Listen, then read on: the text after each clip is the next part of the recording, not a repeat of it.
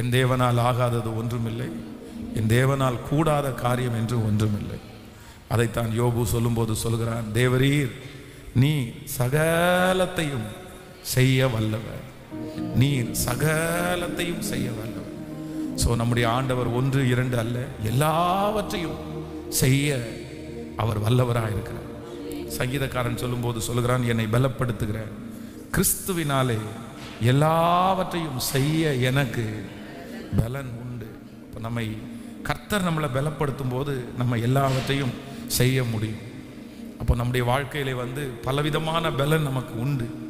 நம்முடைய படிப்பில் ஒரு பலன் உண்டு, நம்முடைய பணத்தில் ஒரு பலன் உண்டு, நம்மை சுற்றி இருக்கிற ஆட்களினாலே ஒரு பலன் உண்டு, நமக்கு நாமே உண்டு பண்ணுகிற ஒரு பலன் உண்டு.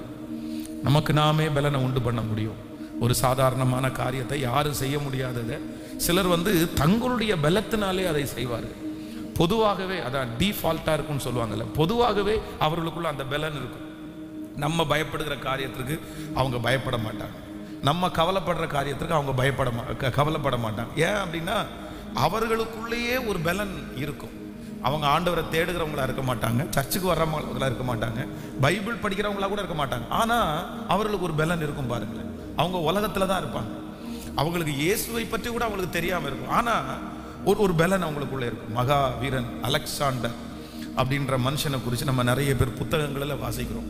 ஸோ தன்னுடைய சின்ன வயசில் 40 வயதை அவர் அந்த மனுஷன் எட்டுறதுக்குள்ளே உலகத்தில் இருக்கிற பல நாடுகளை அந்த மனுஷன் பிடிப்பான். அவன் இத்தனைக்கும் ஆண்டவரை பற்றி தெரிஞ்சவனோ பைபிளை பற்றி தெரிஞ்சவனோ கிடையாது. ஆனால் டிஃபால்ட்டாக அவனுக்குள்ள ஒரு பலன் இருக்குது. யாருக்குமே பயப்படாமல், யாருக்குமே அஞ்சாமல் பார்த்துக்கலாம் அப்படின்னு சொல்லி ஒரு பெரிய மனதைரியத்தோடு இந்த தேசத்தை எதிர்கொண்டவன் தான் அந்த அலெக்சாண்டர். ஆனால் அவனுக்குள்ள ஒரு பலன் இருந்துச்சு, மனசில் அவனுக்கு பலன் இருந்துச்சு. ஆனால் ஒரு காலகட்டத்தில் பார்த்தீங்க அப்படின்னா அவனுக்குள்ளே இருக்கிற அந்த பலன் அவனுக்கு உதவாமல் போயிடுச்சு. அவனுடைய பலன் அவனுக்கு உதவலை, அவனை சுற்றி இருக்கிறவள் அவனுக்கு கொடுத்த பலன் உதவலை, அவனுடைய பண பலன் என்கிற அந்த பலன் அவனுக்கு உதவலை. கடைசியாக அவன் சொல்லும்போது அந்த மனுஷன் என்ன சொல்கிறான் அப்படின்னா, மரணம் அடையும் போது என்னுடைய 2 கையையும் வெளியில் விட்டுட்டு அதுக்கப்புறம் என்னை அடக்கம் பண்ணுங்க. ஏன் அப்படின்னு கேட்டால், இல்லை நான் இந்த உலகத்தில் இவ்வளவு காரியத்தை பண்ணினாலும் நான் கொண்டு போனது எதுவுமே இல்லை அப்படின்றத இந்த ஜனங்களுக்கு நான் புரிய வைக்கணும். அதனால பெட்டிக்கு வெளியில் என் 2 கைகளையும் போட்டு என்னை அடக்கம் பண்ணுங்க அப்படின்னு சொல்கிறான் அந்த மனுஷன். அப்போ ஆண்டவருடைய பிள்ளைகளை ஒன்று நினைத்து கொள்ளுங்கள், நம்முடைய பலன் ஒரு விசை ஒரு காலங்களில் அது உதவாமல் போய்விடும். எப்பேற்பட்ட மனுஷனுடைய பலனும் விருதா. அது சிலர் என்ன சொல்லுவாங்க அப்படின்னு சொன்னால், நான் பார்த்துக்கிறேன், எனக்கு பண்ண தெரியும், எனக்கு நடத்த தெரியும், எனக்கு இவ்வளோ வருமானம் வருதில்ல, நான் அவ்வளோ பயந்தாங்கொள்ளியா அப்படின்னு தன்னுடைய சொந்த வீட்டையே, சொந்த குடும்பத்தையே, சொந்த மனைவியை, சொந்த கணவனாரை நான் பார்த்துக்கிறேன் அப்படின்னு சொல்கிற நிறைய கூட்டம் இன்றைக்கி இருக்கிறது. பொதுவாகவே இந்த கொரோனா முடிஞ்சதுக்கு பிறகு பார்த்தீங்க அப்படின்னு சொன்னால் நிறைய ஆண்களும் சரி நிறைய பெண்களும் சரி அவங்க சொல்கிற ஒரு வார்த்தை, குடும்ப வாழ்க்கையில் என்ன வார்த்தையை சொல்கிறாங்க அப்படின்னா, எனக்கு என் வாழ்க்கையை கட்ட தெரியும், எனக்கு என் வாழ்க்கையை நடத்த தெரியும், எனக்கு வருமானம் வருது, எங்கள் அம்மா அப்பா நல்ல பொசிஷனில் இருக்கிறாங்க, நான் ஒன்றும் வயசாகிடலை, நான் ஒன்றும் உனக்கு அடிமையாக இருக்கலாம் முடியாது. அந்த மாதிரி தங்களுடைய வாழ்க்கையிலே தங்களுடைய பலனை வைத்து முன்னேறவங்க நிறைய பேர் இருக்காங்க. ஆனால் ஒன்றை நீங்கள் ரொம்ப கவனமாக எப்பொழுதும் கவனித்துக் கொள்ள வேண்டும், எல்லா பலனும் நமக்கு வீண். ஒரு காலத்தில் கர்த்தருடைய பலனை நம்ம தேட வேண்டிய ஒரு சூழ்நிலை வரும். அதுக்கு நான் என்ன நம்புறேன் அப்படின்னா, அந்த சூழ்நிலை வரும்போது அந்த பலனை நாடுறதை விட எப்பொழுதுமே ஆண்டவருடைய பலத்தை ஒரு தேவனுடைய பிள்ளை அப்படியே நம்பி அதை விசுவாசித்து, ஆண்டவரே உங்கள் பலன் இல்லாமல் ஒன்றும் பண்ண முடியாதுப்பா, நீங்கள் பலன் தாங்க ஆண்டவரே, 1000 தான் நான் இருந்தாலும் உங்கள் பலன் இல்லாமல் என்ன ஆண்டவரை செய்ய முடியும். அப்போ அந்த பலத்தையே டிபெண்ட் பண்ணி ஒரு மனிதன் வாழ்வானால் நான் நம்புகிறேன் அவனுடைய வாழ்க்கையிலே நிச்சயமாகவே கர்த்தர் அவனுடைய பலவீனத்திலே அவனுடைய பலனை பெருக பண்ணுகிற ஒரு தேவனாக இருக்கிறார். ஆமேன்னு சொல்லுங்க. இந்த ஜெபத்தில் இருக்கிற உங்களுக்கு ஒருவேளை உங்கள் மனசில் பலன் இல்லாமல் இருக்கலாம், உங்கள் உடம்புல பலன் இல்லாமல் இருக்கலாம், உங்களுக்கு ஒரு பண பலம் இல்லாமல் இருக்கலாம். ஆனால் இந்த உலகத்தில் நீங்கள் சந்தோஷமாய் வாழ முடியும். அது எப்போ அப்படின்னா கர்த்தருடைய பலன் உங்கள் மேலே கடந்து வரும், அப்பொழுது அந்த பலன் உங்களுக்கு கிடைக்கும். ஆமென். அதான் தேவனுடைய முன்னோடியாக இருந்த அந்த யோவானை பெற்றெடுக்கிற அந்த தாய் எப்படி எனக்கு பலன், அவங்களுக்குள்ள ஒரு பெரிய கேள்விக்குறியாக இருக்கிறது. ஏன்னா அவங்க சரீரம் ரொம்ப மோசமான ஒரு சிச்சுவேஷனுக்கு வந்துருச்சு. அவர்கள் ஒரு குழந்தைக்காக ஜெபித்து அந்த ஜெபத்தையே அவர்கள் மறந்துட்டாங்கன்னு வச்சுங்களேன். அந்த ஜெபம் ஏன் அவங்களுக்கு மறந்துருச்சு அப்படின்னு சொன்னா, அந்த ஜெபம் நடக்காதுன்ற ஒரு முடிவுக்கு வந்துட்டாங்க. இனியா நடக்க போகுது, இனி எப்படி நடக்கும்? அதனால அந்த ஜெபம் பண்றதை விட்டுட்டாங்க, அந்த ஜெபத்தின் மேல இருக்கிற நம்பிக்கையை விட்டுட்டாங்க. சரி பரவாயில்ல, ஆண்டவர் நமக்கு தரலன்னு நினைக்கிறேன், ஆண்டவருக்கு நமக்கு கொடுக்கறதுக்கு சித்தம் இல்லை அப்படின்னு ஒரு முடிவுக்கு அவங்க வந்துட்டாங்க. அந்த ஜெபத்தை செய்து பல வருஷம் ஆயிடுச்சு. ஆனா திடீரென்று ஒரு வார்த்தை வருகிறது, உன்னதமானவருடைய பலன் உன்மேல் கடந்து வரும். யாருடைய பலன் கடந்து வரும்? உன்னதமானவருடைய பலன். உன்னதமானவருடைய பலன் கடந்து வரும்போது உன்னுடைய பலவீனப்பட்ட சரீரம் பலனாய் மாறும். செத்து போன சரீரங்களுக்கு மறுபடி உயிர் உண்டாகும். அப்போ அவங்க என்ன நினைக்கிறாங்க அப்படின்னு சொன்னா, எனக்கு பலன் போயிருச்சு, இனி எங்க எனக்கு பலன் கிடைக்க போகுது? ஆனா உன்னதமானவருடைய பலன் அவர்களுக்கு மேல வந்த போது வேதம் சொல்லுகிறது, யோவான் என்கிற பெரிய ஒரு தீர்க்கதரிசியை அவர்கள் பெற்றெடுத்தார்கள். அப்போ இன்றைக்கும் கூட அந்த அந்த தேவ மனுஷனுடைய மனைவியை போல அதே ஒரு பலவீனத்தோடு இங்கே இருக்கலாம். ஒரு காலத்தில் நீங்கள் ஜெபித்ததை இப்பொழுது ஜெபிக்காம இருக்கலாம். அவ்வளோதான், எனக்கு பலன் போயிருச்சு, இனி நான் என்ன ஜெபிக்க போறேன்? வேண்டாம், கர்த்தர் இவ்வளோதான் நமக்கு தந்திருக்கிறாரு, கர்த்தர் இவ்வளோதான் நமக்கு கொடுத்துருக்கிறாரு அப்படின்ற ஒரு முடிவுக்கு கூட வந்திருக்கலாம்.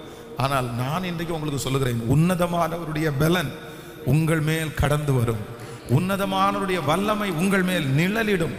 அப்பொழுது எந்தெந்த இடங்கள் பலவீனப்பட்டு கிடக்கிறதோ அங்கெல்லாம் கர்த்தருடைய உன்னதமானவருடைய பலன் உங்கள் மேல் கடந்து வரும். நம்புகிறவர்கள் கரங்களை தட்டி, எங்களுக்கு எங்கள் பலத்தை விட உம்முடைய பலன் எங்களுக்கு தேவை. இப்பொழுது இந்த கரங்களை தட்டி கொண்டிருக்கும் போதே முன்னேறும்படியாய், ஓடும்படியாய், எங்களுக்கு முன்பாக இருக்கிற சவால்களை சந்திக்கும்படியாய் இப்பொழுது இயேசுவினுடைய ஒரு பலன் எங்கள் மேல் வந்து இறங்கட்டும், அமரட்டும்.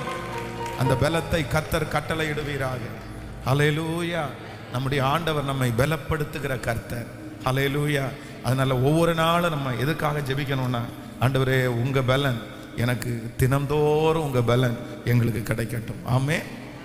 சின்னவன் தாவீது அங்கே நிற்கும்போது எல்லாரும் அவனை என்ன சொல்றாங்க அப்படின்னு சொன்னா, நீ போய் என்ன பண்ண போற, உனக்கு என்ன பலன் இருக்குது? அவனோ தன் சிறு வயது முதலே யுத்த வீரன்.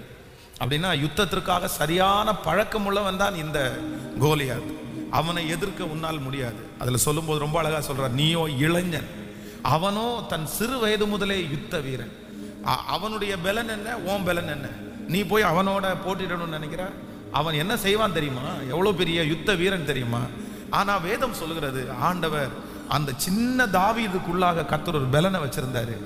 அந்த கோலியாத்தை எதிர்க்கணும், கர்த்தருடைய நாமத்தை வீணிலே வழங்க விடக்கூடாது. கர்த்தர் பாருங்க அந்த மனுஷனுக்கு ஒரு பலன் கொடுக்கிறாரு பாருங்க. கோலியாத்தை ஒரு கூழாங்கலினாலே தாவீதை அழிச்சிட்டான். அப்போ நமக்கு முன்பாக இருக்கிற பிரச்சனைகள் பெரிய தோற்றமாய் நமக்கு முன்பாய் தெரிந்தாலும் நான் நம்புறேன், ஆண்டவருடைய பலன் உங்களோடு கூட இருக்குமானால் நீங்கள் அதை எளிதாய் சுதந்தரிப்பீர்கள். எத்தனை பேரை ஆமோதிக்கிறீங்க? லகுவாய் அதை சுதந்தரிப்பீர்கள். அந்த அபிஷேகத்தை கர்த்தர் உங்களுக்கு தரட்டும். வேவு பார்க்கறதற்காக 12 பேர் கடந்து போகிறார்கள். ஆனா 10 பேர் தங்களுடைய கண்களில் பார்க்கிற அந்த காட்சியை வைத்து அவ்வளவுதான், நம்ம அவர்களை முறியடிக்க முடியாது, இவ்வளவு நாட்களும் நம்ம டிராவல் பண்ணி வந்தது வேஸ்ட், அவங்க அவ்வளோ பெரிய ஆட்களா இருக்காங்க, அங்க ஏனாக்கின் குமாரர்களை நாங்க பார்த்தோம், ஒன்னொன்னா எதிரியை குறித்து அப்படியே விவரிச்சு சொல்லிட்டே இருக்காங்க.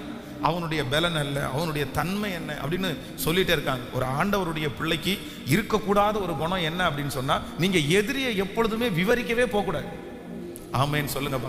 பக்கத்தில் இருக்கிற கையை பிடிச்சு சொல்லுங்க, எதிரியை எப்பொழுதுமே நீங்க விவரிக்கவே கூடாது. ஆமே. ஆனா நம்ம என்ன சொல்லுவோம் தெரியுமா? அப்பதான் விவரிப்போம். ஆப்போசிட்ல நம்முடைய பக்கத்து வீட்டுக்காரங்க ஏதாவது ஒரு பிரச்சனை பண்ணிட்டாங்க அப்படின்னு சொன்னா, டே அமைதியா போடா, யார் தெரியுமா அவங்க, அவனுடைய ஒன்னூட்ட சித்தப்பா போலீஸ்காரராக இருக்காரு, அவனுடைய மாமா இன்ஸ்பெக்டராக இருக்காரு, அதனால அவன்கிட்ட கொஞ்சம் பார்த்து தான் கை வைக்கணும் அப்படின்னு. அவன் போகிற காரை பாடுறா, அவன் இருக்கிற பைக்கை பாடுறா. நம்ம எதிரியை குறித்து விவரிச்சுட்டே இருப்போம், அதை குறித்து நிறைய சொல்லிட்டே இருப்போம். அதுதான் ஆண்டவர் ரொம்ப அழகாக சொல்றாரு, நீ மலையை பற்றி பேசாத, மலையை பார்த்து பேசு அப்படின்னு. எதை பேசக்கூடாதாமா? மலை அப்படின்னா நமக்கு முன்பாக இருக்கிற பிரச்சனை, நமக்கு முன்பாக இருக்கிற சூழ்நிலை, நமக்கு முன்பாக இருக்கிற மனிதன், நமக்கு முன்பாக இருக்கிற சவால். ஆண்டவருடைய பிள்ளைகள் எப்பொழுதுமே ஒன்று நீங்கள் நினைத்துக் கொள்ள வேண்டும், உங்களுக்கு விரோதமாக இருக்கிற சவால்களை குறித்து எப்பொழுதுமே வாயினால பேசக்கூடாது. எத்தனை பேர் அந்த தீர்மானம் எடுக்கிறீங்க? ஆமென். நமக்கு ஆண்டவர் கொடுத்த அதிகாரம் என்ன அப்படின்னு சொன்னா, அந்த பிரச்சனையை பார்த்து நீ பேசு. கடனா இருக்கிறியா? கடனே நான் சீக்கிரமா உன்னை ஜெயித்துடுவேன், என் இயேசு என்னை ஆசீர்வதிப்பாரு, உனக்கு முன்பாக நான் வெட்கப்பட்டு போக மாட்டேன், தலை குனிஞ்சு போக மாட்டேன் அப்படின்னா அதை பார்த்து தான் நீங்க பேசணும். ஆனா நம்ம அதற்கு ஆப்போசிட்டா தான் நம்ம நடந்துக்குவோம். என்ன பற்றி பேசுவோம் தெரியுமா? ஐயோ கடன்ல அவன் தற்கொலை பண்ணி செத்துட்டான், இவன் தற்கொலை பண்ணி செத்துட்டான், நான் கடன் வாங்குறது ஒரு சாதாரணமான மனுஷன்ட்ட வாங்கியிருந்தா பரவாயில்ல, இந்த துரோகிட்ட போய் வாங்கிட்டேனே, இந்த மோசமானவன்ட்ட போய் வாங்கிட்டேனே, இவன் சொத்தல்லவா பிடிங்கி தள்ளுவான், இவன் அவ்வளவுதான் நம்மளை சிறப்படுத்திடுவான், நம்மளை ஜெயிலில் வச்சிருவான், என்னென்னமோ பேசுவோம். ஆனா நம்ம வந்து எதிரியை குறித்து பேசுறதுக்கு நிறைய வார்த்தை கிடைக்கும். ஆனா அந்த பாசிட்டிவா அந்த விஷயத்த பேசணும்னா ஒண்ணுமே கிடையாது. அதுலயும் நம்ம நெகட்டிவா தான் பேசிட்டு இருப்போம். ஐயோ இந்த சம்பளத்தை வச்சு நான் எப்படி இந்த கடனை முடிச்சிருவேன், மற்றவங்க திருடினா கூட என்னால கட்ட முடியாது, 15 வருஷம் வட்டி கட்டினா கூட முடியாது அப்படின்னு நினைப்போம். இல்லவே இல்லை. ஆண்டவருடைய பிள்ளைகள் எப்பொழுதுமே உங்கள் பலவீனத்தை குறித்து பேசுகிறதை நீங்கள் நிறுத்த வேண்டும். ஆண்டவர் வந்து அந்த 10 பேரை கர்த்தர் வெறுத்தார், நீ ஏன் நீ கானானுக்கு போக மாட்டேன்னு கர்த்தர் ஏன் சொன்னார் அப்படின்னா, அவங்க செய்த ஒரே மிஸ்டேக் என்ன அப்படின்னா, ஆப்போசிட்ல இருக்கிற அந்த மனிதர்களை குறித்து விவரிக்கிறாங்க பாருங்களேன். அங்க இருந்து 2 திராட்சை கொலைகளை புடுங்கிட்டு வராங்க. அப்போ புடுங்கிட்டு வரும்போதே என்ன நினைக்கிறாங்க அப்படின்னா, இதை குறித்து மைனஸா எப்படி அவங்கள்ட்ட பேசலாம் அப்படின்னு. வந்த உடனே கர்த்தர் நமக்கு கொடுக்க போற தேசத்தினுடைய கனியை பாருங்க, எவ்வளோ நல்ல கனி, அவ்வளோதான் ஒவ்வொன்றும் என்ன எத்துவச்சுடா இருக்கு பாரு, நம்ம வந்து சாப்பிட்டா கூட நம்ம வாய் நிறைய அவ்வளோ பெருசா இருக்குது, கர்த்தர் நம்ம சீக்கிரமா ஆசீர்வதிக்கப்படுவோம், இத்தனை நாள் நம்ம பட்ட கஷ்டத்துக்கு பலன் கிடைக்குதுன்னு சொல்ல வரல. அதற்கு மாறாக அங்க ஏனாக்கின் புத்திரரை கண்டோம், அங்க ராட்சத பிறவியான ஆட்களை கண்டோம், அவர்களுடைய பார்வைக்கு நம்ம வெட்டுக்கிளிகளை போல தெரிஞ்சோம். ஆனா 2 பேர் வர்றாங்க, ஜோஷுவாவும் காலேபும். அவர்கள் எல்லாரும் ஜனங்களை அமர்த்தி, நீங்க ஒன்றும் பயப்படாதீங்க, ஆண்டவர் நம்மோடு கூட இருந்தா அந்த பட்டணத்தை தேசத்தை பிடிக்கிறது நமக்கு ரொம்ப லகு. அவங்களுடைய பலத்தை கூட அந்த இடத்துல சொல்லல, கர்த்தர் நம்மோடு இருந்தார், ஆண்டவர் நம்மோடு இருந்தார். உடனே ஆண்டவர் கனப்படுத்துறாரு. இவங்க 2 பேரை தவிர மற்றவங்க எல்லாருமே இந்த வனாந்திரத்தில் விழுவீங்கப்பா, ஆனா இவங்க 2 பேரும் என்னை குறித்து விசுவாசமாய் பேசினாங்க. அப்போ ஆண்டவருடைய பிள்ளைகள் இன்றைக்கு இந்த ஜெபத்தில் வந்திருக்கிற உங்களுக்கு எதிரியை பற்றி பேசுவதற்கு நிறைய உங்களுக்கு கொட்டி கிடக்கலாம், அவனுடைய வலிமையை குறித்து பேசுவதற்கு உங்களுக்கு கொட்டி கிடக்கலாம். ஆனா இன்றையிலிருந்து ஒரு தீர்மானம் எடுங்க, இல்லை என்னை பலப்படுத்துகிற கிறிஸ்துவினால் எல்லாவற்றையும் செய்ய, சொல்லுங்களேன் சத்தமா, எனக்கு பலன் உண்டு, எல்லாவற்றையும் செய்ய எனக்கு பலன் உண்டு. ஒரு 10 டைம் கையை உயர்த்தி சொல்லுங்க பார்க்கலாம், என்னை பலப்படுத்துகிற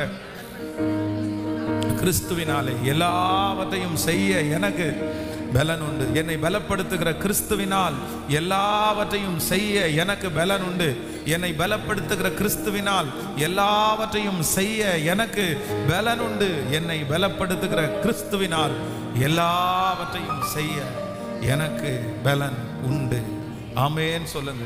ஸோ இன்னைக்கு ஒரு தீர்மானத்தோட போவோம். எதிரியை குறித்து, எதிரியினுடைய வலிமையை குறித்து நான் ஒரு காலம் என்ன பண்ண மாட்டேன்னா, என் வாயினால் அறிக்கை செய்யவே மாட்டேன். அல்லேலூயா. சாத்ராக் மேஷாக் ஆபேத்நேகோ ஆண்டவரை மறுதலிக்க மாட்டோம் அப்படின்னு சொல்லும்போது அந்த ராஜா என்ன சொல்றாருன்னா, இன்னும் இருக்கிறத விட 7 மடங்கு இந்த சூளையை பெருசாக்குங்க அப்படின்னு சொன்னாங்க. ஆனா இவங்களுக்குள்ள இருந்த ஒரு பெரிய அபிஷேகம் என்ன அப்படின்னா, பரவாயில்ல நீ 7 மடங்கோ 70 மடங்கோ அதிகமாக்கு, அதை குறித்து எங்களுக்கு கவலை இல்லை, எங்கள் தேவனாகிய கர்த்தர் எங்களை தப்புவிக்கிறதற்கு வல்லவராயிருக்கிறார், எங்கள் தேவனாகிய கர்த்தர் எங்களை இந்த சூளைக்கு தப்புவிக்க வல்லவராயிருக்கிறார். அப்படி அவர் தப்புவிக்காமற் போனாலும் எங்களுக்கு அதை குறித்து கவலையே கிடையாது. ஏன்னா கிறிஸ்து எங்களுக்கு ஜீவன், சாவு எங்களுக்கு. ஆண்டவருடைய பிள்ளைகளே, ஒன்று நீங்கள் நினைத்துக் கொள்ளுங்கள், சில காரியத்திலே ஆண்டவர் உங்களை தப்புவிக்காவிட்டாலும் உங்களுக்கு ஒரு தைரியம் வேணும். என்ன கர்த்தர் தப்புவிக்காதது கெட்டது கிடையாது, நல்லதுக்கு அப்படின்னு நினைக்கிறோம். ஆமென் சொல்லுவோம். சில காரியங்கள் நம்ம என்ன நினைக்கிறோம் அப்படின்னா, தப்புவிச்சே ஆகணும் அப்படின்னு நினைப்போம். இல்லவே இல்லை. இந்த மாதிரி சாத்ராக் மேஷாக் ஆபேத்நேகோ மாதிரி தான் நீங்க வந்து ஒரு முடிவு எடுக்கணும். தப்பு வச்சா கர்த்தருக்கு ஸ்தோத்திரம், தப்பு வச்சா ஆண்டவருக்கு நன்றி, தப்புவிக்கிறது நல்லது. ஆனால் அவர் எங்களை தப்புவிக்காமற் போனாலும் எங்களுக்கு ஒன்றும் கெட்டது கிடையாது. அதுலயும் ஆண்டவர் ஒரு நன்மையை கர்த்தர் நமக்காக வைத்திருக்கிறார். நம்புகிறவர்கள் கரங்களை தட்டி கர்த்தரை மகிமைப்படுத்தி ஹல்லேலூயா ஹல்லேலூயா. எங்களை தப்புவிக்காமற் போனார். ஆமென். ஒரு பாடலை பாட போறோம். மலைகளெல்லாம் வழிகளாக்குவார், பாதையெல்லாம் செவ்வையாக்குவார், கலங்காதே திகையாதே, நிச்சயமாகவே முடிவு உண்டு. ஆபிரகாமின் தேவன் அவர் ஈசாக்கின் தேவன், அவர் யாக்கோபின் தேவன், அவர் நம்முடைய தேவன். ரொம்ப அழகான ஒரு பாடல். பெரிய பர்வதமே நீ எம்மாத்திரம் செருபாபேலுக்கு முன்பாக சமபூமி ஆவா. எல்லாரும் நல்ல உற்சாகத்தோடு கூட, ஆண்டவரே உங்க பலன் எனக்கு கிடைக்கட்டும் ஆண்டவரே, உங்க பலத்தால் எனக்கு முன்பாக இருக்கிற பர்வதங்களை நான் ஜெயிக்கக்கூடிய பலன் தான். ஹல்லேலூயா.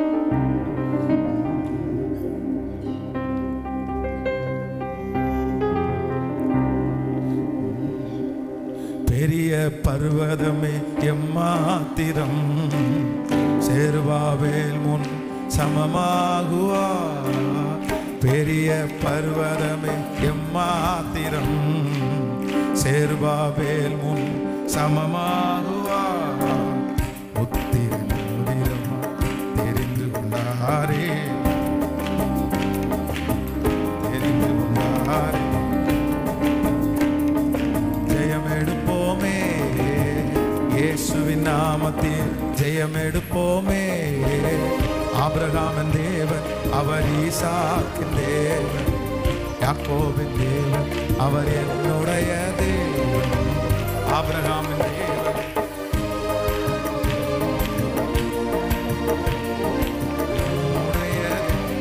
பூமி அனைத்திற்கும் அவர் ராஜாதி ராஜா, உன்னதமானவரே.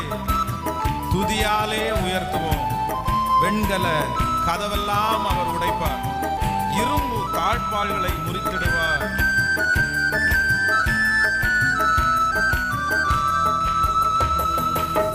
பூமி அனைத்திற்கும் ராஜாதி ராஜா, உன்னதமானவரை துதியாலே உயர்த்துவோம்.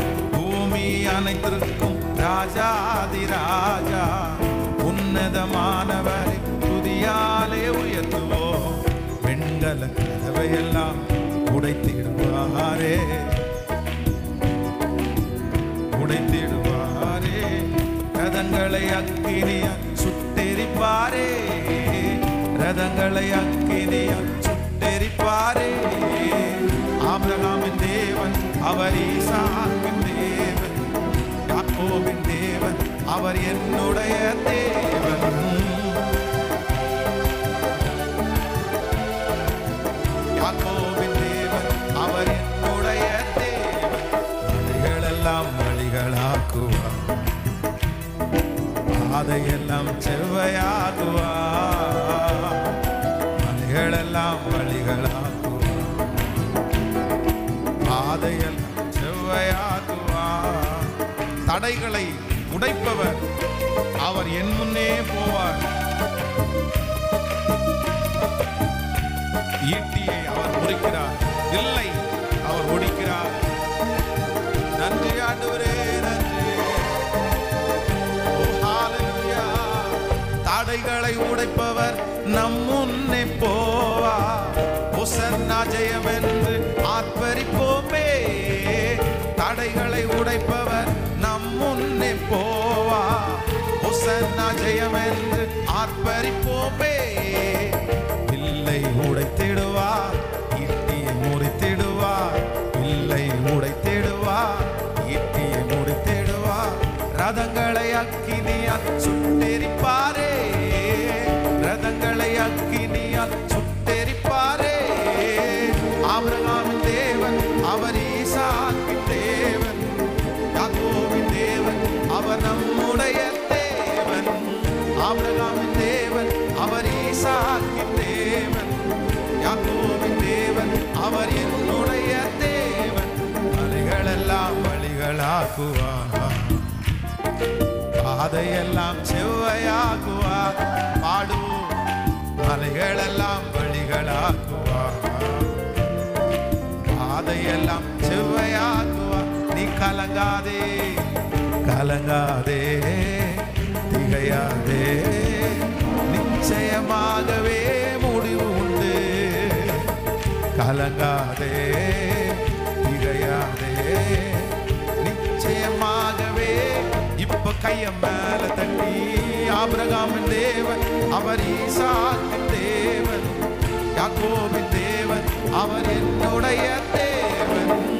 ஆபிரகாமின் தேவன் அவர் ஈசாக்கின் தேவன், யாக்கோபின் தேவன். மலைகளெல்லாம் வழிகளாக்குவார், பாதையெல்லாம் செவ்வையாக்குவார். மலைகளெல்லாம் வழிகளாக்குவார். பாதையெல்லாம் ஒரு விசை கூட சொல்லுவோம். பெரிய பர்வதமே, பெரிய பர்வதமே எம்மாத்திரம் செருபாபேல் முன் சமமாகுவாய். பெரிய பர்வதமே எம்மாத்திரம் செருபாபேல் முன் சமமாகுவாய். முத்திரை மோதிரமாய் தெரிந்து கொண்டாரே, முத்திரை மோதிரமாய் தெரிந்து கொண்டாரே. இயேசுவின் நாமத்தால் ஜெயம் பெறுவோமே, இயேசுவின் நாமத்தால் ஜெயம் பெறுவோமே. ஆபிரகாமின் தேவன் அவர் ஈசாக்கின் தேவன், யாக்கோபின் தேவன் அவர் என்னுடைய தேவன். சொல்ல சொல்ல கர்த்தருடைய கிருபை, அவர் என்னுடைய தேவன். மலைகளெல்லாம் வழிகளாக்குவார், பாதையெல்லாம் செவ்வையாக்குவார். மலைகளெல்லாம் வழிகளாக்குவார், பாதையெல்லாம் செவ்வையாக்குவார். ஹல்லேலூயா. நம்முடைய ஆண்டவர் தடைகளை உடைக்கிறவர், நமக்கு முன்னே கடந்து போவார். ஹல்லேலூயா. ஸோ இந்த உலகத்தில் இருக்கிற எந்த பலனும் ஒரு காலத்தில் என்ன பண்ணாது அப்படின்னா நமக்கு உதவாமலே போய்விடும். ஹல்லேலூயா. நம்முடைய சரீர பலன் ஒரு காலத்தில் என்ன பண்ணாது, நமக்கு உதவாது. நம்முடைய பண பலன் ஒரு காலத்தில் நமக்கு உதவாது. நம்முடைய ஆட்கள் நம்மை சுற்றி இருக்கிறார்கள் என்கிற அந்த பலன் ஒரு நாள் நமக்கு உதவாது. அதைத்தான் தேவ மனிதர்கள் சொல்லுகிறார்கள், கர்த்தரை தன்னுடைய பலனாக எண்ணாமல். யார? சிலருக்கு ஆண்டவரை தன்னுடைய பலனாக எண்ணாம தன்னுடைய தாளந்துகளை பலனா எண்ணுவார்களாம். அது நிரந்தரமானதா இருக்காது. அதனால இன்றைக்கு இந்த ஃபாஸ்டிங் பிரேயர்ல நம்ம எதற்காக பாடுபட்டு ஜெபிக்கணும் அப்படின்னு சொன்னா, ஆண்டவரே உண்மையே நாங்கள் பலனாக நாங்கள், அதான் சங்கீதக்காரன் சொல்லும் போது சொல்கிறார், என் பலனாகிய கன்மலையே உம்மில் நான் அன்பு கூறுவேன். ஹல்லேலூயா. அவனுக்கு இல்லாத பலனா, ஆனா அவன் என்ன சொல்றான்னா, என் பலனாகிய கன்மலை. ஹல்லேலூயா. என் பலனாகிய கன்மலை. அப்போ இன்றைக்கு இந்த ஃபாஸ்டிங் பிரேயர்ல இருக்கிற நீங்கள் மனிதர்கள் நமக்கு சப்போர்ட்டிங் வருவாங்க, அதெல்லாம் இல்லைன்னு சொல்லலை. நம்முடைய தாளந்துகள் நமக்கு சப்போர்ட் பண்ணும், இல்லைன்னு சொல்லலை. நம்முடைய பணம் நமக்கு சில நேரத்தில் உதவி செய்யும், இல்லைன்னு சொல்லலை. ஆனா 100% நமக்கு உதவி செய்கிறவர் யார் அப்படின்னா கர்த்தருடைய பலன். எத்தனை பேர் ஆமோதிக்கிறீர்கள்? நீங்க மட்டும் இதுல இன்னையிலிருந்து ஒரு பிராக்டிஸ் பண்ணுங்க, பார்க்கலாமே. உங்களுடைய வாழ்க்கையில எவ்வளவு பலவீனங்கள் சோர்வுகள் வந்தாலும் நீங்க திரும்பவும் எழும்பி நிற்பீர்கள். ஆனா மனுஷனை பலனாய் தாளந்துகளை பலனாய் நம்புகிறவர்கள் சீக்கிரமாய் அழிந்து போவார்கள். வேதம் சொல்லுகிறது, குதிரைகளை நம்புகிறது விருதா. எதாமா? சிலர் ரதங்களை குறித்தும் சிலர் குதிரைகளை குறித்தும் மேன்மை பாராட்டுகிறார்கள். நாங்களோ எங்கள் தேவனாகிய கர்த்தரை குறித்தே மேன்மை பாராட்டுவோம். அவர்கள் முறிந்து விழுந்தார்கள், நாங்களோ எழுந்து நிமிர்ந்து நிற்கிறோம். எத்தனை பேர் ஆமோதிக்கிறீங்க? அப்போ உங்களுக்கு விரோதமா யாராவது எழும்பி குதிரைகளை குறித்து மேன்மை பாராட்டலாம், ரதங்களை குறித்து மேன்மை பாராட்டலாம். நான் யாருன்னு தெரியுமாடா? என்னுடைய ஆசீர்வாதம் என்னன்னு தெரியுமா? என்னுடைய பெலன் என்னன்னு தெரியுமா? என் படிப்பு என்னன்னு தெரியுமா? அதுக்கு பேர் தான் குதிரைகளை குறித்து மேன்மை பாராட்டுவது, ரதங்களை குறித்து மேன்மை பாராட்டுவது. ஆனா நம்ம ஒரு நாள் அதை குறித்து மேன்மை பாராட்டக்கூடாது. எதை குறித்து மேன்மை பாராட்டணும்? நாங்களோ எங்கள் தேவனாகிய கர்த்தரை குறித்தே மேன்மை பாராட்டும். ஆமேன். இயேசு இருக்கிறதுனால நான் வாழ்றேன், இயேசு முன்குறித்ததுனால வாழ்றேன், அவர் தந்ததுனால நான் வாங்கி சாப்பிட்றேன். இப்படி அவரை நம்ம மகிமைப்படுத்த நான் நம்புறேன், நம்முடைய பலன் குறையாமல் இருக்கும். சொல்லுங்கள் பார்க்கலாம், கைகளை உயர்த்தி. சிலர் ரதங்களை குறித்தும் சிலர் குதிரைகளை குறித்தும் மேன்மை பாராட்டுகிறார்கள். நாங்களோ எங்கள் தேவனாகிய கர்த்தருடைய நாமத்தை குறித்து மேன்மை பாராட்டுவோம். அவர்கள் முறிந்து விழுந்தார்கள், நாங்களோ எழுந்து நிமிர்ந்து நிற்கிறோம். இன்னொரு விஷயம் கூட சொல்லுவோம், சிலர் குதிரைகளை குறித்தும் ரதங்களை குறித்தும் மேன்மை பாராட்டுகிறார்கள், நாங்களோ எங்கள் தேவனாகிய கர்த்தருடைய நாமத்தை குறித்து மேன்மை பாராட்டுவோம். அவர்கள் முறிந்து விழுந்தார்கள், நாங்களோ எழுந்து நிமிர்ந்து நிற்கிறோம். ஆமென். ஆண்டவர் சொல்கிறார், என் மகிமையை வேறு ஒருவருக்கும் நான் கொடை, நான் வேறு ஒருவருக்கும் கொடை. அப்போ டெய்லி நம்முடைய ஜெபத்துல யாரை மகிமைப்படுத்தணும் அப்படின்னு சொன்னா கர்த்தரை. நாங்க எங்களுடைய வாழ்க்கையில எதை குறிச்சும் மேன்மை பாராட்டுகிற ஒரு தன்மை எங்களுக்குள்ள இல்ல ஆண்டவரே, இல்ல ஆண்டவரே. அதான் கடந்த சில மாதங்களுக்கு முன்பாக கூட இந்த சம்பவத்தை உங்களுக்கு சொல்லியிருக்கிறேன். சென்னையிலே ஒரு நல்ல மனுஷன், ஆனால் அவங்க குடும்பத்தில் வந்து ஒரு 7 அண்ணன் 6 சகோதரிகள்.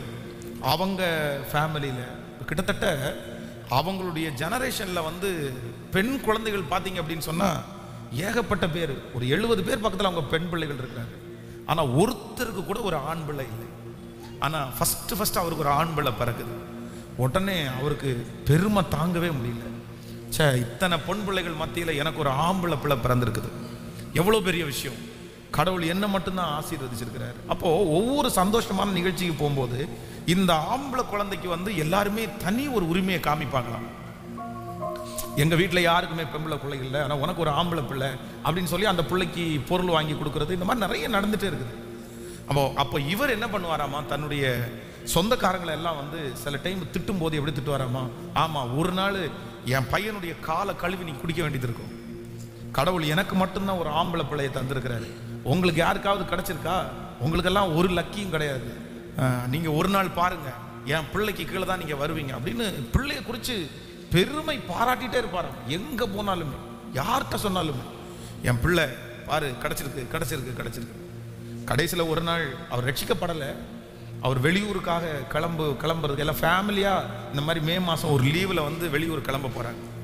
எல்லாரும் ரெடியாக இருக்கிறாங்க. இந்த ஐயா வந்து காரை நல்லா நீட்டாக தொடச்சி அதை எடுத்து ரிவர்ஸ் எடுத்து போகிற மாதிரி திங்ஸை ஏற்றலாம் அப்படின்னு சொல்லிட்டு இவர் வெளியே போய் காரெல்லாம் நீட்டாக தொடச்சி ஸ்டார்ட் பண்ணியிருக்கிறார். அந்த நேரத்தில் இந்த பையன் வந்து ஓடி வந்திருக்கிறான். இதை அவர் கவனிக்கவே இல்லை. இவர் வண்டியை அப்படியே பின்னாடி எடுக்கிறாரு. கரெக்டாக அவன் பின்னாடி நின்றுருக்கிறான். அந்த வண்டி அவன் மேலே இடிச்சிருச்சு. இவர் ஒன்றுமே ஒரு பெருசாக அவருக்கு எந்த ஞாபகமும் போகலை. ஆனால் அதை நிற்காமல் பின்னாடி ரிவர்ஸ் வர்றாரு. அந்த ஃபஸ்ட்டு இந்த பேக் வீல் வந்து அந்த குழந்தை மேலே அப்படியே ஏறுது.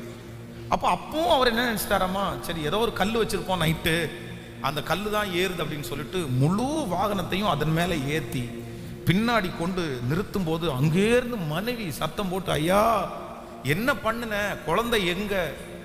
திரும்பி பார்த்தா குழந்தை வந்து அவ்வளோதான். அந்த வண்டி அந்த 2 பக்கம் வீல் ஏறினதுனால அந்த குழந்தை அந்த இடத்துல இறந்துட்டார். அப்போது அதனால அவர் பைத்தியமாகிற நிலைமைக்கு அவர் கடந்து போய்விட்டார். அதற்கு பிறகு ஒரு நாள் அவர் ரட்சிக்கப்பட்டார். ரட்சிக்கப்படும் போது தான் ஒரு நாள் இந்த சாட்சி அவர் சொன்னார், நான் மட்டும் அன்னைக்கு பெருமை பாராட்டாமல் இருந்திருந்தா இந்த குழந்தை எனக்கு உயிரோட கிடச்சிருக்கும், என் குழந்தைய நானே பெருமைப்பட்டு என் குழந்தைய நானே கொன்னுட்டேன் அப்படின்னு இன்னைக்கு கூட அந்த வருத்தத்தை தெரிவிப்பார். ஆனாலும் நானும் தற்கொலை பண்ணலான்னு நினைக்கும் போது இந்த இயேசு என்னை தேடி வந்தார் அப்படின்னு அவர் ஒரு சாட்சியை சொன்னார். அதனால் ஆண்டவருடைய பிள்ளைகளே, நம்ம வந்து எப்போவுமே ரதங்களை குறித்தும் குதிரைகளை குறித்தும் நம்ம என்ன பண்ணிடக்கூடாதுன்னா மேன்மை பாராட்டிடவே கூடாது. நம்முடைய பிள்ளைகளை குறித்து நல்ல பையன் நல்ல பொண்ணு அப்படின்னு சொல்றதற்கு கூட என்ன இருக்குன்னா ஒரு வரைமுறை இருக்கிறது. உங்க பிள்ளைகளை குறித்து நீங்க ரொம்ப குறைவாகவும் சொல்லக்கூடாது, அதே நேரத்தில் ரொம்ப பெருமையாகவும் என்ன பண்ண வேண்டாம். கேட்கல, நமக்கு நிறைய நேரத்தில் வந்து நம்முடைய பிள்ளைகள் ரொம்ப நல்ல வழியில் நடக்கும்போது அவர்களை குறித்து ஒரு பெரிய மரியாதை, அவங்களுக்கு குறித்து ஒரு பெரிய பெருமை நமக்கு இருக்கும். அது இல்லைன்னு சொல்லலை. சில பிள்ளைகள் வந்து ரொம்ப நல்ல பிள்ளைங்களா இருப்பாங்க, அவங்க அம்மா அப்பாவுக்கு அவ்வளோ கீழ்ப்படிகள் உள்ள பிள்ளைங்களா இருப்பாங்க. நமக்கே நம்முடைய பிள்ளைகளை பார்த்தா சில நேரத்தில் ஆசையாக இருக்கும். ஆனால் நம்முடைய பிள்ளைகளை குறித்து பெருமை பாராட்டுவதற்கு என்று ஒரு ஒரு நோக்கம் இருக்கிறது. வேலையை குறித்து ரொம்ப பெருமை பாராட்டக்கூடாது, சம்பளத்தை குறித்து ரொம்ப பெருமை பாராட்டிடக்கூடாது, வீட்டை குறித்து ரொம்ப பெருமை பாராட்டிடக்கூடாது, காரை குறித்து ரொம்ப பெருமை பாராட்டிடக்கூடாது, சரீரத்தை குறித்து ரொம்ப பெருமை பாராட்டிடக்கூடாது. ரொம்ப கேர்ஃபுல்லாக இருக்கணும், ரொம்ப கவனமாக இருக்கணும். ஒரு நபர் வந்து தன்னுடைய கண்ணை குறித்து ரொம்ப பெருமை பாராட்டுவார். அவருக்கு 60 இயர்ஸ், 60 வயசு. 60 வயசுல ஒரு சின்ன ஒரு 15 வயசுனுடைய குழந்தைக்கு எவ்வளவு பார்வை இருக்குமோ அந்த அளவுக்கு தெளிவான பார்வை அவருக்கு. சின்ன சின்ன எழுத்துல பைபிளை வாசிக்க கொடுத்தா கூட அவர் வந்து வாசிப்பார். அப்போ ஒரு நாள் வந்து சர்ச்சில் சாட்சி சொல்லும் போது தன்னுடைய கண்ணை குறித்து பெருமை பாராட்டினார். பெருமையா, எனக்கு எப்பேற்பட்ட கண்ணு தெரியுமா, ஆண்டவர் எனக்கு இந்த மாதிரி ஒரு நல்ல பார்வை உள்ள கண்ணை தந்திருக்கிறாருன்னு சொன்னால் அதோட முடிஞ்சிருச்சு. இல்லை, இந்த கண்ணை பத்திரப்படுத்துறதுக்கு நான் அப்படி சாப்பிட்டுருக்கிறேன், இப்படி சாப்பிட்டுருக்கிறேன், எங்கள் அம்மாவுக்கு கூட இந்த மாதிரி கண் பார்வை இல்லை, எனக்கு கண் பார்வை இருந்துச்சு, எல்லாம் பயங்கரமாக சாட்சி சொன்னார். சொல்லிட்டு தன்னுடைய வாகனத்தில் ஓட்டிட்டு போகிறாரு. போன உடனே ஒரு பூச்சி வந்து தன்னுடைய கண்ணுக்குள்ளே அடிக்குது. இவர் என்ன பண்ணிட்டார் அப்படின்னு சொன்னால், அந்த பூச்சி பட்டானா எப்போவுமே நம்ம தேய்க்கக்கூடாது கண்ணை, உடனே நம்ம விட்டுறணும். இந்த பூச்சி கண்ணில் பட்ட உடனே இவர் ரொம்ப தேய்ச்சிட்டார். அப்போ அந்த பூச்சியினுடைய பாய்சன் வந்து அந்த கண்ணில் நிறைய பட்டுருச்சு. இவரும் 2-3 நாள் ஹாஸ்பிட்டலுக்கு எல்லாம் போகாம அப்படியே கண்டுக்காம தண்ணி அடிச்சுட்டு சரியாயின்னு விட்டார். ஆனா ஒரு துக்ககரமான விஷயம் என்ன அப்படின்னு சொன்னா, அவருடைய கண்ணுல ரொம்ப பாய்சன் அதிகமானதுனால அந்த கண்ணை ஆப்ரேஷன் பண்ண வேண்டிய சூழ்நிலை வந்தது. அப்போ டாக்டர் சொன்னார்கள், இந்த கண்ணை ஆப்ரேஷன் பண்ணி வெளியே எடுக்கல அப்படின்னா நரம்பு வலி ரொம்ப இன்ஃபெக்ஷன் ஆயிருக்குது, உடம்புக்கு அது ஆபத்தா முடிஞ்சிரும்னு சொல்லி அவருடைய கண்ணை எடுக்க வேண்டிய சூழ்நிலைக்கு தள்ளப்பட்டு கண்ணு போயிடுச்சு. அப்போதான் அவர் சொன்னார், ஆமா நான் இந்த மாதிரி இவ்வளோ பெருமைப்பட்டுட்டேன், நான் பட்டது தப்பு அப்படின்னு. அதனால இந்த ஜபத்தில் இருக்கிற ஆண்டவருடைய பிள்ளைகளே, சில ரதங்களை குறித்தும் சில குதிரைகளை குறித்தும் மேன்மை பாராட்டுகிறார். அதான் தான் நிற்கிறேன் என்று சொல்லுகிற எவனும் விழாதபடிக்கு, கேட்கல சத்தமா சொல்லுங்க, விழாதபடிக்கு எச்சரிக்கையா இருக்க கடவன். நிற்கிறது தவறல்ல, நிற்கணும், ஆண்டவருடைய பிள்ளைகள் நிற்கணும். ஆனா தான் நிற்கிறதை குறித்து என்ன படுத்தக்கூடாது அப்படின்னா, மேன்மை பாராட்டக்கூடாது அப்படின்னா, நான் நின்னேன் அப்படின்னு சொல்ல முடியாது. ஆண்டவர் என் மேல தயவு வச்சாரு, நான் நிற்கிறேன் அப்படின்னு தான் சொல்லணும். அல்லேலூயா. பெருமை மதிப்பு எல்லாம் யார் ஒருவருக்கு சொந்தம் அப்படின்னா கர்த்தர் ஒருவருக்கே சொந்தம். கைகளை உயர்த்தி ஒரு ஹல்லேலூயா சொல்லலாம். ஒருவேளை இந்த ஜபத்தில் இருக்கிற யாராவது இந்த நேரத்திலே நீங்கள் குத்தப்படுவீர்களே ஆனால், இந்த வார்த்தை உங்களுக்குரியதானால், பாஸ்டர் என் பிள்ளையை குறித்து நான் பெருமை பாராட்டினேன், என் சொத்தை குறித்து நான் பெருமை பாராட்டினேன் அப்படின்னு நீங்க சொல்லி இன்னைக்கு ஒருவேளை பாடுகளை அனுபவிப்பீர்களே ஆனால், நீங்க ஆண்டவரிடத்தில் சொல்லுங்க, ஆண்டவரே இல்லை, நீங்க நினைச்சதுனால என் பிள்ளை வாழுது, நீங்க இரக்கம் பாராட்டுறதுனால என் பிள்ளை வாழுது, நீங்க நினைச்சாதான் அற்புதம் நடக்கும்னு அந்த மதிப்பை கர்த்தர் ஒருவருக்கே செலுத்துவோம். நம் பட்சத்திலே தேவன் இருந்து மறுபடியும் நம்முடைய பிள்ளைகளை வாழ வைக்கிறதற்கு கர்த்தர் வல்லவராக இருக்கிறார். நம்புகிறவர்கள் கரங்களை தட்டி கர்த்தருடைய நாமத்திற்கு மதிப்புக்குரியவர், மரியாதைக்குரியவர், கனத்திற்குரியவர், ஹல்லேலூயா, சகல துதிகன மகிமைக்கு பாத்திரர் கர்த்தர் ஒருவர் மட்டுமே. ஆமென். நீங்கள் யோசேப்பினுடைய வாழ்க்கையை வாசிக்கும் போது ரொம்ப அழகா இருக்குது. இந்த ராஜாவுக்கு முன்பாக அவன் போய் நிற்கிறான். அந்த ராஜாவுக்கு போய் முன்பாக நிற்கும் போது ராஜாவுக்கு அதற்கு முன்பாகவே ஒரு நியூஸ் போகுது. என்ன நியூஸ் போகுது அப்படின்னு சொன்னா, இல்ல நம்மிடத்துல ஒரு ஆள் இருக்காரு, அவர் ராஜாவினுடைய அந்த ராஜாவினுடைய காரியத்துக்கெல்லாம் ரொம்ப அழகா விளக்கம் கொடுப்பாரு அப்படின்றாங்க. இந்த யோசேப்புக்கு ரொம்ப ஒரு பெரிய அபிஷேகம் என்ன அப்படின்னா, எப்பேற்பட்ட சொப்பனமா இருந்தாலும் அவர் என்ன பண்ணிடுவாரு, கண்டிப்பா விளக்கம் கொடுத்துருவார். இவருக்கு அது அவருக்கு அதை கைவந்த கலைன்னு சொல்லுவாங்கல்ல, அவ்வளவுதான். நீங்க சொப்பனத்தை மட்டும் சொல்லு, விளக்கம் சொல்றேன். அதுதான் நம்ம எல்லாருமே அந்த மனுஷனை குறித்து அறிந்திருக்கிறது. ஆனா இப்ப ராஜாவுக்கு முன்பாக போய் நிற்கிறான் பாருங்களேன். அப்போ ராஜா என்ன சொல்றாரு அப்படின்னு சொன்னா, இந்த மாதிரி ஒரு சொப்பனம் பார்த்தேன், எனக்கு விளக்கம் சொல்ல முடியுமா அப்படின்னு. உடனே அந்த இடத்துல யோசேப்பு ரொம்ப அழகான ஒரு வார்த்தையை சொல்றாரு, இல்ல சொப்பனத்திற்கு விளக்கம் கொடுக்கிறது நான் அல்ல, தேவனே ராஜாவுக்கு மங்களகரமான உத்தரவை அறிவிச்சு. நீங்களும் நானுமா இருந்தா எப்படி சொல்லுவோம்? நீங்களும் நானுமா இருந்தா எப்படி சொல்லுவோம்? இது என்ன பெரிய மேட்ரு, என்ன சொப்பனம் பார்த்தீரு, இப்பதான் உமக்கு கண்ணு தெரிஞ்சிருச்சா, இப்பதான் உமக்கு ஒர்க் ஆயிடுச்சா, சரி உட்காருங்க, எனக்கு ஒரு சேரை போடுங்க, ஃபர்ஸ்ட் ஒரு டம்ளர் ஜூஸ் எடுத்துட்டு வாங்க. சரி நான் இப்போ உங்களுக்கு விளக்கம் சொல்றேன், நல்ல விளக்கமா இருந்தா என்ன தருவீங்க? சிறைச்சாலையிலேருந்து வெளியே கொண்டு வருவீங்களா? நான் தப்பு பண்ணலை அப்படின்றத இந்த ஜனங்களுக்கு எல்லாரும் சொல்லிடுவீங்களா? நம்ம என்ன நினைப்போம்னா, இதுதான் சான்ஸ் அப்படின்னு நினைப்போம். நமக்கு கடவுளே ஒரு பெரிய வாய்ப்பை உண்டு பண்ணியிருக்கிறாரு, போடுறா ஒரு போட அப்படின்னு சொல்லி போட்டிருக்கோம். ஆனா யோசேப்பு அந்த இடத்துல ரொம்ப அழகா சொல்றேன், நான் அல்ல, தேவனே ராஜாவுக்கு மங்களகரமான உத்தரவை. பரிசுத்தவான்களை பாருங்க, எல்லாருக்குமே ரொம்ப அழகான ஒரு ஞானம் இருக்கும். நீங்கள் தானியேலை பாருங்க, ராஜா நீ இடைவிடாமல் ஆராதிக்கிற உன் தேவன் உன்னை தப்பு வைக்கிறதுக்கு வல்லவரா இருந்தாரா அப்படின்னு கேட்ட உடனே தானியேல் என்ன சொல்றாருன்னா, ராஜாவே நீர் என்றும் வாழ்க. அந்த இடத்துல கூட தங்களை தாழ்த்துகிறார்கள். தன்னை தாழ்த்துகிற எவனும் உயர்த்தப்படுவான், தன்னை உயர்த்துகிற எவனும் தாழ்த்தப்படுவான். ஹல்லேலூயா. ஆண்டவருடைய சமூகத்துல போய் விழுங்க, ஆண்டவருடைய சமூகத்துல போய் மன்றாடுங்க. ஒன்னே ஒண்ணு மட்டும் சொல்லி, நான் ஒன்னும் இல்லை ஆண்டவரே, நான் ஒன்னும் இல்லை ஆண்டவரே, நான் ஒன்னும் இல்லை ஆண்டவரே, என் திறமை, என்னுடைய அறிவு, என்னுடைய படிப்பு எல்லாமே வீண், நீங்க தான் ரொம்ப பெரியவர் ஆண்டவரே. நான் சொல்றேன், உங்களை தாழ்த்த தாழ்த்த தாழ்த்த ஒரு கிரீடம் உங்கள் தலையின் மேல வைக்கப்படும். ஆமென் சொல்லுங்க பார்க்கலாம். நம்புறீங்களா? எத்தனை பேர் விசுவாசிக்கிறீங்க? ஹல்லேலூயா.